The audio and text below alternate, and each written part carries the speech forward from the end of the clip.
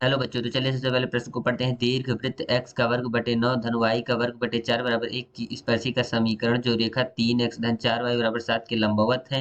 और बच्चों हमारा विकल्प दिया हुआ है 4x ऋण 3y बराबर धन ऋण वर्गमूल 20। दूसरा विकल्प है 4x ऋण 3y बराबर वर्गमूल बराबर धन ऋण वर्गमूल 2। तीसरा विकल्प है 4x ऋण 3y बराबर धन ऋण वर्गमूल 12। चौथा विकल्प है 4x ऋण 3y बराबर धन ऋण 1। तो चलिए बच्चों सबसे पहले प्रश्न की मूल अवधारणा को देख लेते हैं। बच्चों मान लीजिए हमें कोई दीर्घ वृत्त का समीकरण दिया हुआ है। तो बच्चों दीर्घ वृत्त का समीकरण दिया हुआ है x का वर्ग बटे a का वर्ग धन y का वर्ग बटे b का वर्ग बराबर 1। तो बच्चों इसमें जो ये a दिया हुआ है ये है हमारा बच्चों अर्ध दीर्घ अक्ष। बच्चों a क्या है? अर्ध दीर्घ अक्ष।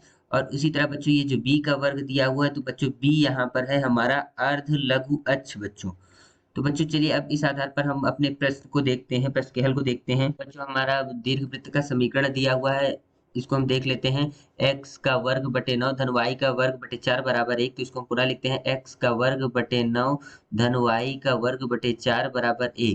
तो बच्चों अगर इसकी तुलना हम दीर्घवृत्त के समीकरण x का वर्ग बटे a का वर्ग धन y का वर्ग बटे b का वर्ग बराबर 1 से करें तो बच्चों यहाँ से हमारे पास a का वर्ग बराबर 9 आ जाएगा। तो यहाँ से बच्चों a का मान हमारे पास आ जाएगा 3।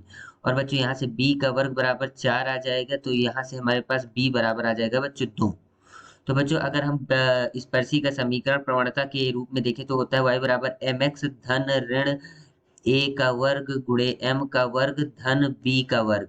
तो बच्चों अब हमारे पास a का वर्ग हमें पता है, b का वर्ग पता है, बच्चों हमें m निकाला। तो इसके लिए बच्चों इस रेखा का समीकरण दिया हुआ जिसके लंबवत स्पर्शी है 3x धन 4y बराबर 7। तो बच्चों इस रेखा को अगर हम लिखें तो हमारे पास होगा 3x धन 4y बराबर 7। तो बच्चों अगर इसकी प्रवणता हम m डैश मान ले तो इसकी प्रवणता होगी ऋण x का गुणांक बटे y का गुणांक। तो यानी m डैश बराबर ऋण 3/4 होगा। तो बच्चों अब अगर इसकी प्रवणता m निकालने के लिए अगर दो रेखाएं लंबवत होती तो उनकी प्रवणता का गुणनखंड बच्चों ऋण 1 होता है। तो यहाँ से m गुणे ऋण 3/4 बराबर ऋण 1। तो बच्चों यहाँ से m का मान आ जाएगा 4/3।